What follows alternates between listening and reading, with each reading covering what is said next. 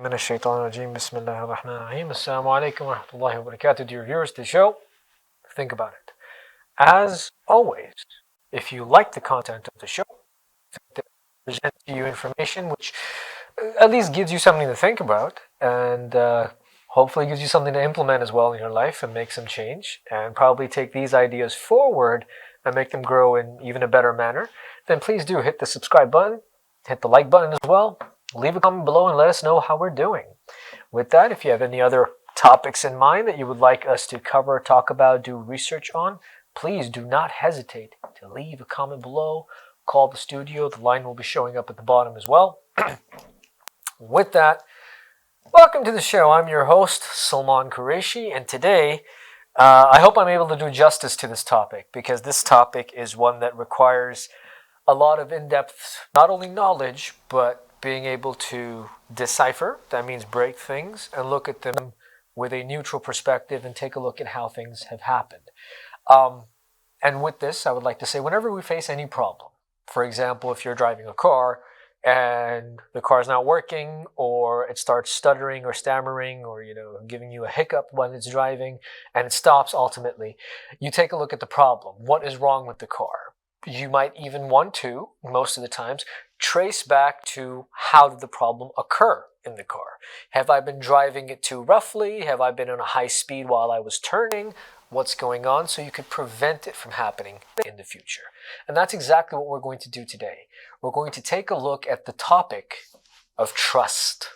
Trust is a value. Trust is a principle. Trust is a feeling. Now, looking at trust, you probably have this in your mind already, dear viewers, who you trust, who you don't trust in this world. Right off the bat, if you meet somebody, do you trust them or not? All these things are for you to answer. But if the answer ever comes up with you don't trust someone or the process or something, the question is why? For that, we need to decipher and go all the way back to take a look at this concept of trust. And I'm going to give you a very neutral perspective, a research that has been done. In fact, this very topic, people could write theses on this and do PhDs on this topic. It's not as difficult as rocket science, I believe, but I would say that it's on the same level as rocket science, if not, around the same kind of perimeter. So, we start off with a story like we always do. There's a family. They have an electrical problem in their house. A circuit doesn't work, or a power socket is not working properly. They're like, what do we do? How do we do this? It's not working properly. We've tried to plug in chargers. We've tried to plug in extensions, but it's not working. So what do? They call in an electrician to come in and have a look at the problem. When they call in an electrician, the father, the head of the household, is not at home. He's at work. So he tells his son, Basil, to make sure that he keeps an eye on the electrician. He says, have a look at what the electrician is doing, make sure that he does all the work, and check out what's going on. So Basil, curious enough, says, why?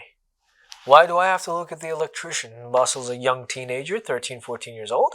He's like, why do I have to look at the electrician? I'm busy, I want to play video games, I want to do something else. Why do I have to be with the electrician? And Basil's dad says, you have to make sure that they do the work properly. And Basil's like, why wouldn't he do the work properly? We're paying him for this.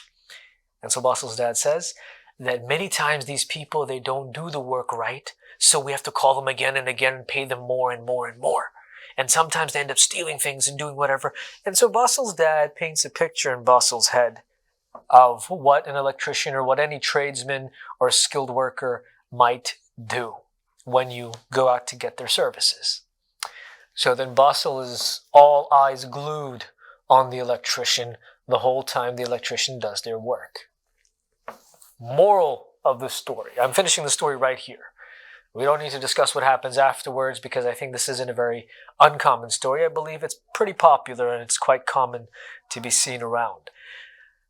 The concept and the moral of the story is that people don't really trust each other even if they don't know each other, even if they do know each other at times. Why is that? What is trust?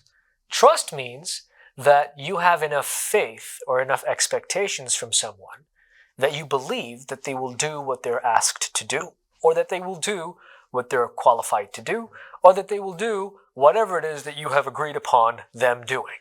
That is trust. When people say trust the process, trust this person, trust me, what does that mean? It means believe in me. It means believe that I can do something.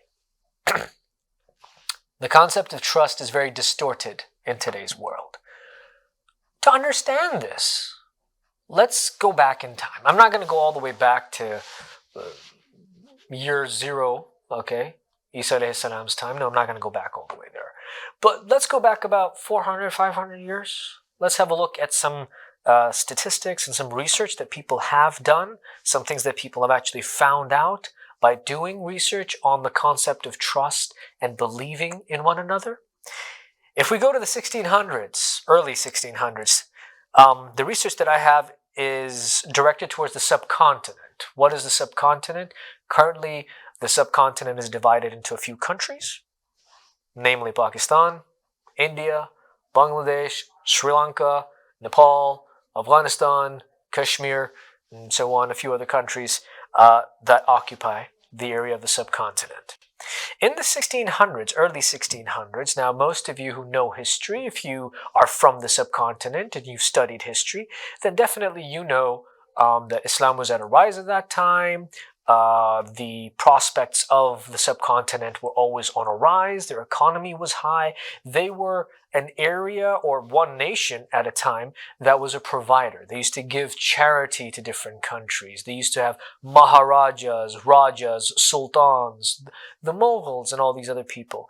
So all of them had a pretty big stake in the world, and they were a very big empire, as you could say. The state of trust in the early 1600s in the subcontinent, that means people trusted one another to do their job. Let's say it was prayer time and someone had to close their shop so they could go and pray. They wouldn't close their shop. They'd keep their shop open and they would go and pray. The percentage at that time, when I read this, I was shocked.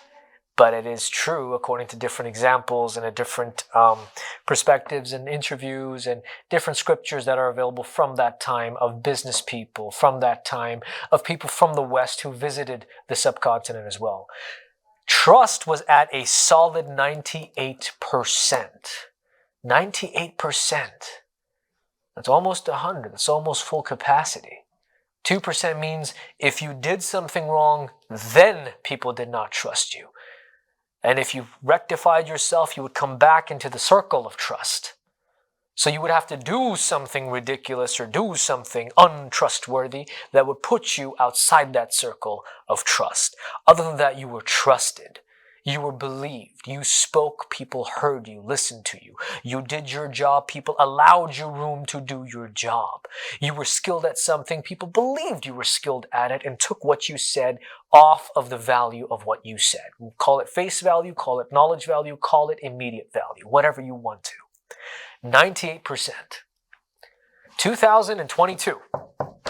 Today is the 26th of July, 2022. Of course, this research is not about the 26th of July, 2022, but it's at the first quarter of 2022. Trust. Where is trust? Not just in the subcontinent, the whole world. So we just took one area, one part, and it was up to 98% in that land and in that area.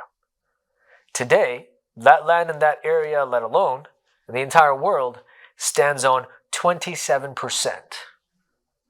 A 71% drop in trust in a matter of 400, 500 years. For some of you, it might not be that alarming. For some of you, it might be alarming. For me, I am astonished and shocked. When I read this, I wanted to find out what happened. Because remember I told you that if you have a problem, you want to trace your steps back to find out what exactly happened. What is it that caused this mistrust, this distrust, this, thing where everybody is dubious and everybody is suspicious on one another? How did this trend, this atmosphere come about in the 21st century? I mean, on a personal level, I don't try to rob anyone of anything. I don't try to lie to people around. I don't try to deceive people either. But when you meet somebody for the first time, you're about to do something, you're about to say something, it's very difficult for someone to trust you. So where did this issue start? Dear viewers, I'm going to go back to something that a lot of other problems are blamed on. But this one, deciphering through research, has definitely come up. Colonization. We all know that 1600s is the time when major colonizations took place. A lot of the West, they went into the subcontinent, they went to Africa, they went to South America, they went to Australia, they came to Canada, they went to the US down south. Colonizations began in 1600. You had Dutch people, you had German people, you had the Brits, you had a lot of different facets of the European continent go around and try to subdue and try to take over. Previous shows, and in a previous show, particularly when I talked about shareholder supremacy, when we talked about bullion is anything that has value. When we talked about the concept of money and all these things, we covered colonization in this too. Colonization, what's the purpose of colonization? Colonization is to go to a land which has more resources than you, all right, subdue them, take their resources. That's what colonization is. And then you can paint any picture that you want to over there. You could do whatever you want to over there. All right. And then, of course, there are different facets of colonization is that you make the people in that land become like you. That's what it is. And interestingly, I've been reading a lot about colonization. I've been taking a look at different aspects and different filters and different parts of it. So I'm going to actually have a message which is not related to trust exactly, but something of the sort at the end of the show, or probably whenever I remember it in case I don't forget. So, the trend of the time of colonization was to create a complex between people. The ruling party, which was a foreign and external entity that would come onto a land that had resources. Resources by the name of bullion. What is bullion? Anything that has value. Diamonds, gold, natural resources, fossil fuels, oil, you name it, ivory from elephants, whatever the case is, salt mines, natural, ingredients used nowadays, things that are quite expensive nowadays too. Colonizers went to lands where they could get these things. When they went to those lands, they couldn't let them know off the bat that we're taking these things from you. So they went over there with excuses. They had a veil. When they came in with one purpose but did something else, of course, trust went out the window. That is what I can pinpoint to in the 1600s. Prior to that, I'm pretty sure distrust and other issues existed, but not to the extent that they do today. And I believe that is a time which kind of was a tipping point that caused the next 400 years up till today to become a distorted version of trust that we have now. So when colonizers went to other lands, what was their purpose? Their purpose was to shield what they were actually going to do and tell people that they were there to educate. They were there to do trade. They were there to do, any form of merchantry, any kind of, give and take. They were there to civilize people, whatever that meant. Very subjective. We all know about the history of medieval Europe. I don't know what they were going to civilize people for, but it was something that they ran with. And then they started creating complex issues, inferiority complexes, superiority complexes, ruling class, elite class, upper middle class, lower middle class, low class, or poverty line people. And all these different phenomena and categories were thus created in society. When you have categories and complex issues, what ends up happening is that people end up not knowing what they are capable of. So I would not know what someone else is capable of. They would not know what I am capable of. And because guess what? There's a ruling party now that's involved. I don't really know if you're here to work for me or work for them, because there are a lot of things that are happening that they said they would do, but they're doing something else. And now I don't know where we are and what's happening. Trust goes out the window.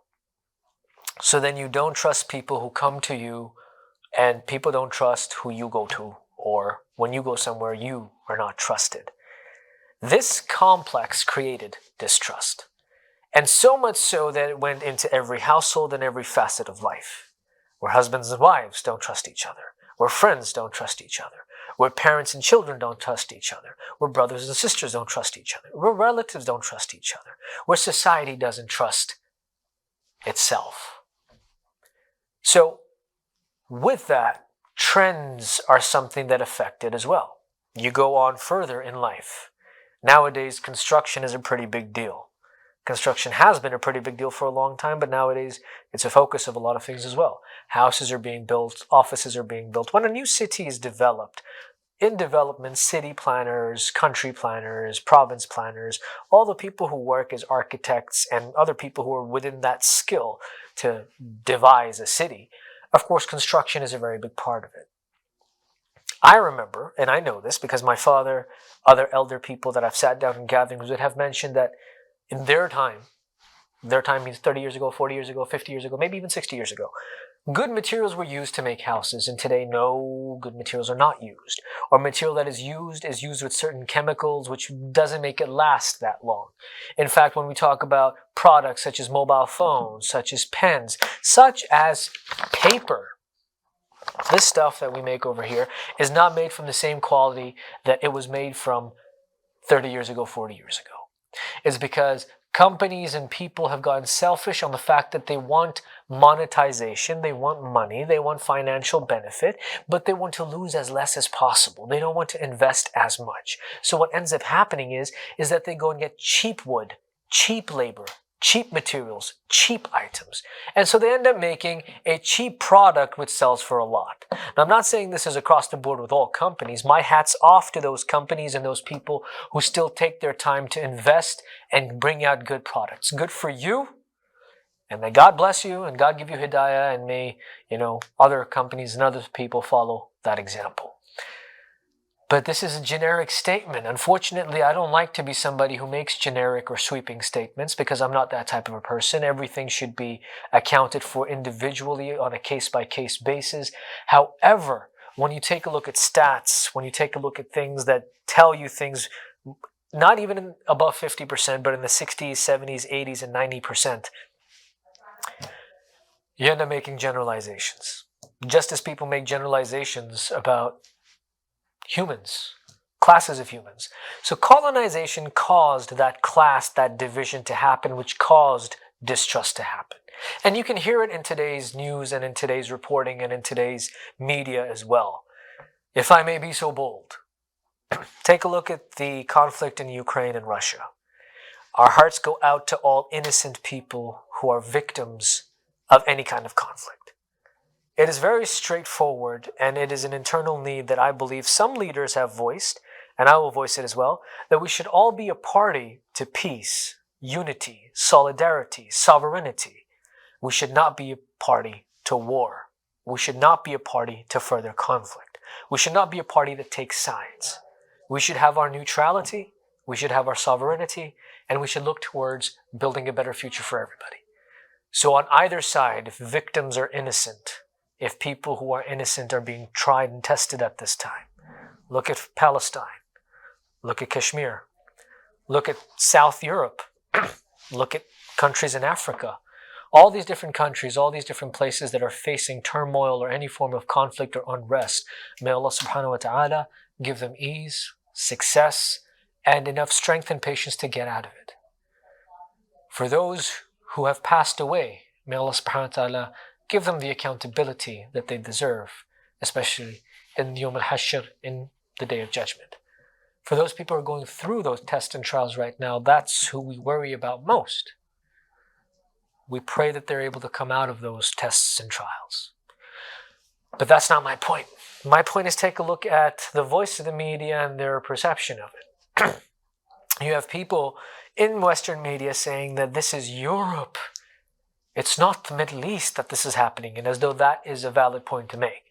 As though in the Middle East it's okay for people to die, but in Europe this is right next door. These are people like us. It shouldn't happen. I'm sorry, that's not just a derogatory statement, nor only an ignorant statement, but a very illiterate statement, uneducated statement, and frankly a racist statement to make.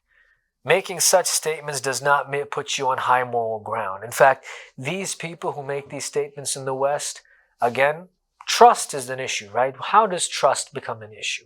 Trust becomes an issue when somebody comes and sells you something but does something else. Colonization is the perfect example of it. Today, You take a look at Western powers. You take a look at everybody who's on the book of being civilized in some case or form. What are they doing? They're selling you something. They're telling you what the moral high ground is, and this is how people should be. This is how civilized people should be, and these people are not civilized. And they're bombing. They're killing. They're destroying. I was watching an interview of Louis Farrakhan with a journalist. And the journalist had mentioned something, and this is a long time ago interview, mentioned about something about Nigeria and said that they're the most uncivilized people that he had seen. The journalist said this and said he had been there 35 years ago and he's been there now at that time, whenever it was. And it had been 35 years since Nigeria had got its sovereignty and its own nation. And said that they're the most uncivilized people. And Louis Farrakhan stopped the man in his tracks and said that you have no position. You are in no position to talk about morality because you yourself come from a country. America at that time was 226 years old. I think I remember that was the exact figure.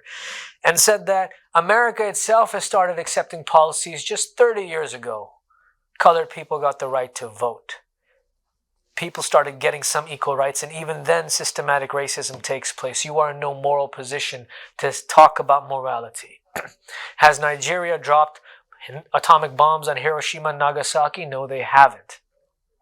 And so Louis Farrakhan stopped the man in his tracks and saying that you are in no position to talk about someone being civilized or not when you yourself, your own country yourself, the place that you represent so proudly as well, has been the reason, the source of so much unrest in the world. And that is true. And so that is where distrust comes from. That is where trust is then broken down in society. Take a look at it today. I remember, this is a few years ago, and I was talking to one of my own, I would say friends, associates, somebody who I know. They talked about how lucky we are to be in Canada. They talked about how lucky people are to live in the UK, to live in America, to live in these countries. We should be grateful to be here. Dear viewers, these countries that we live in, no doubt their systems there's some things that we can't deny. They have good systems. There's some things that we can't deny. They have bad systems too. Banking, emergency halls and hospitals, the time for waiting, different things that we do. Every country has its pros and cons. Every single country does. But being grateful for where you are. I think this country should be grateful for us being in it. Because if you take a look at colonization, what ended up happening? Take a look at the UK's example. When colonization was about to break in the 1900s and the 1800s, what was happening? The Queen's own husband's cousins were bombing England, were bombing Great Britain. And so Great Britain called over every single country that they had colonized to come and rebuild that nation, which included Pakistanis, Indians, Bangladeshis, Nepalis, Africans, people from the Caribbean, people from all around, people who had been colonized by Great Britain. Now, I don't know what's great about them, but Britain. When all this happened, those people went to build their cities again. Those people went to work in those cities again and those countries again. And those countries took benefit of the skill that these people have, the skill that these people brought in. And now they're living there. They took their families with them. So those countries need to be grateful for having that skilled person there. So make no mistake. Canada is a wonderful country because I live in Canada. I am a Canadian. This is my country. I like this country. But I'm not grateful for living in Canada. Canada should be grateful for me living in it. Anybody who immigrates, there's something called a federal skilled worker stream, federal skilled trade stream, and all these other schemes that people come through. What are these schemes? There's a point system. There's an education that you have to minimum have, a language proficiency that you need to minimum have, a proof of funds that you need to show that you minimum have. That means you are showing Canada that you have more money than their citizens do, you have more stability than their citizens do, and you're going to fill that gap in the market of that skill that you guys need of doctors, engineers, lawyers, so on and so forth. And then you come on to this country. So this country should be grateful for having you in this country, not the other way around. Yes, when we're a part of society, then we have a duty to society. I have to make sure my neighborhood is clean. I have to make sure my municipality is doing its job right. I have to make sure people don't break rules, laws, and things. But that's being a part of a society. That goes wherever you are. If I was living here, if I was living in Pakistan or in India or in Saudi Arabia or in South Africa, wherever I was. These are decencies of human beings. That's humanity. That's humanitarian work that we all do as people and as people who are part of the society. What ends up happening is because we're fed this information and a complex is given to us, trust breaks. And when trust breaks, we're unable to move forward in an amicable manner. We're going to continue right after this break. Stay tuned. Think about it. Assalamu alaikum wa rahmatullahi wa barakatuh. Welcome back to the show, Think About It. We left off talking about the various things that have distorted and ruined trust.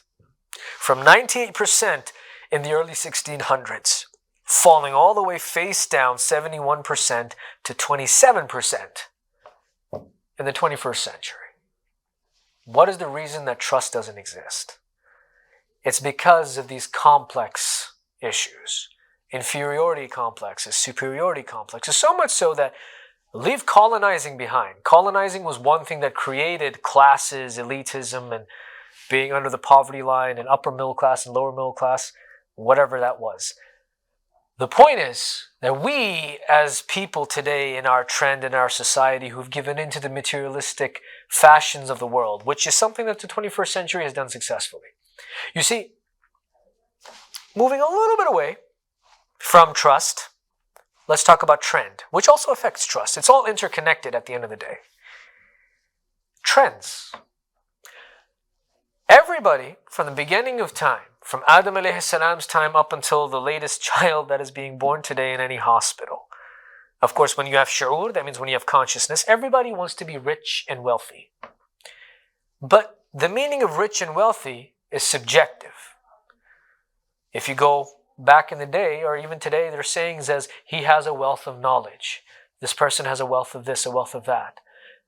However, what the 21st century has done is taken a handful of people's definition of what wealthy and rich means, which means monetary things, materialistic things, the things that are of this world, worldly things, and very successfully pushed it through and told everybody that this is what wealthy and rich means. When you have a nice car, a nice house, you have a lot of money, that is what wealthy and rich means. And you have to flaunt it, you have to talk about it, you have to look at people, you have to have a class when you do so. Dear viewers, all of that, in my view at least, as a human being, is not just crazy and ridiculous, but it takes you away from humanity. It takes you away from trust. It takes you away from basic decency. It takes you away from being human. Because when you start making classes and divisions of people, then you will get that same reporter who's talking about the Ukraine, blue-eyed and blonde-haired people. Not that there's anything wrong with blue-eyed and blonde-haired people, but I don't see them or consider them superior or inferior to me. However, there is a complex and a subjective definition that has very successfully been taught to people today, and they have put it through the system. Of course, you're not going to have trust in today's society because of this stuff. And then because of this stuff, what's going to end up happening?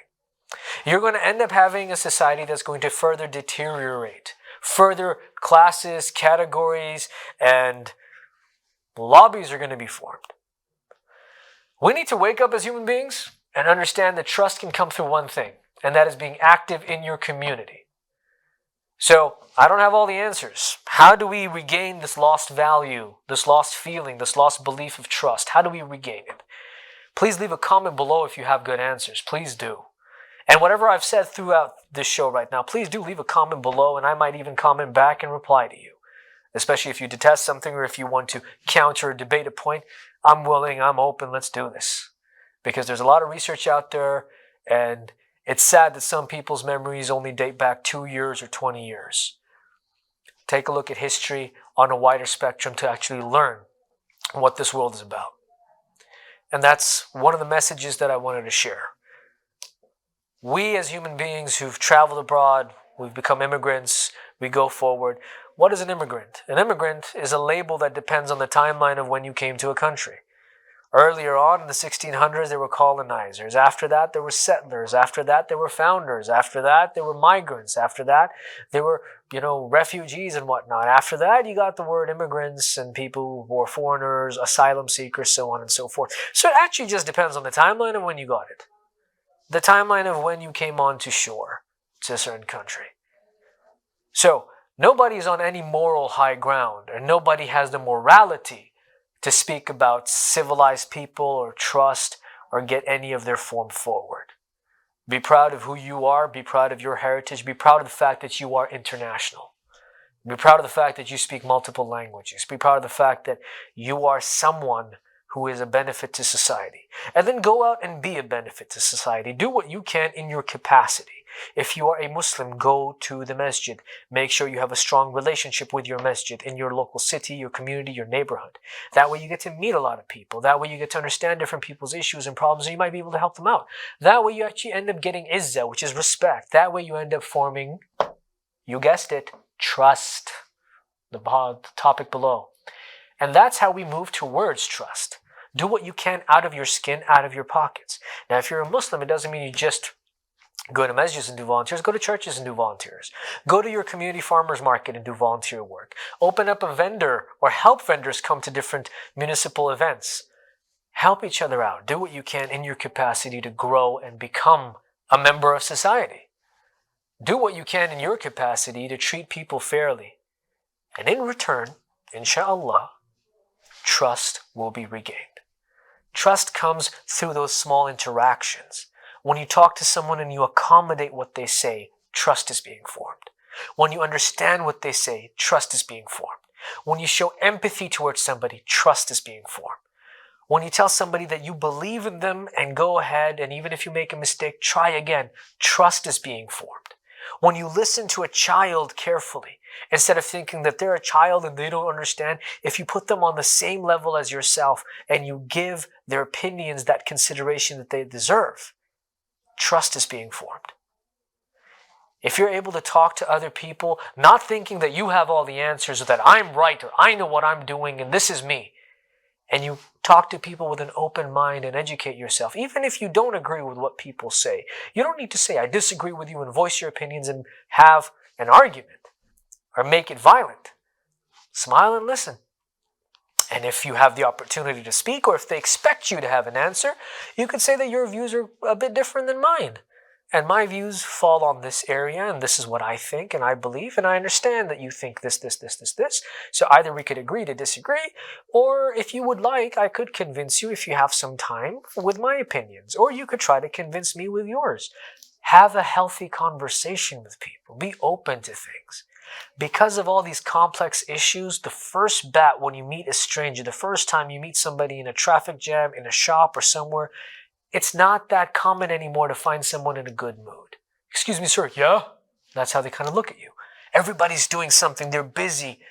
They're in these complexities of life. And so guess what? When you're so complex, when you don't have time for things, you have utmost expenses on God knows what. Why do you have these expenses? Because the world told you that you need to have a house, or else you're not leaving anything behind for people. I don't know how true that is. Make sure your kids study, invest in them, and when they grow up, make sure they're not dependent on something. They can own their own houses and be their own millionaires and things. Make sure they don't have any barriers. But this world has got you thinking of a house. If you want a house, you can afford it, good for you. Go ahead, do it. Nobody's stopping you. If I could ever afford a house, I would buy a house. Of course I would. Okay? But all these complexities that we are in, they dictate our routines. They dictate our work. They dictate how we view the world and our struggles. And so we don't have a time to sit back, breathe, and look at things neutrally. Do some reading. Reading is a lost art as well. People don't read anymore. That's one thing that I love about this job. I get to read a lot. I get to see different things and different opinions. I have access to information that not everybody has access to. I get to educate myself on different topics, but I don't go around thinking that I know the best. That's why the show is called Think About It, not Do It. Not listen to me only. It's called think about it. أَفَلَا تَتَفَكِّرُونَ. Do you not think? Allah subhanahu wa ta'ala asks us to do the same. With that, dear viewers, if you have a method in mind that could form trust in society again, leave a comment below. Let us know. Give us a call. I'm pretty sure the strip is going below. You have the number there. let us know. We're always all ears. If you like the topic of today's show, make sure you hit that subscribe button. Make sure you hit that like button. Share it with other people too if you want to. Those who agree and who may not agree either. But it's always nice and refreshing to have different perspectives on a certain topic. So, complex issues, and when I say complex issues, I don't mean issues that are complicated. I mean when people are put into a complex issue. When they're told that they're inferior or superior or they're become entitled or something. That is something that causes a lot of distrust to take place. Pull them out of that. That's why volunteering, community service, community work that you do accounts for something. In fact, if you ever want to get into a government job, you want to become a police officer, you want to become a member of parliament or a member of provincial parliament, you want to do something big in society, they always ask you, where do you volunteer? Where do you work? Maybe people don't know the purpose of why they ask that anymore, but whoever put that down as a criteria, put that down there because they want somebody who's in that position, who is humble, who doesn't have a complexity issue, who doesn't think superior or inferior. That was the original rationale behind having that there, is that you're a helpful person, you have an open mind, and you're there for everyone.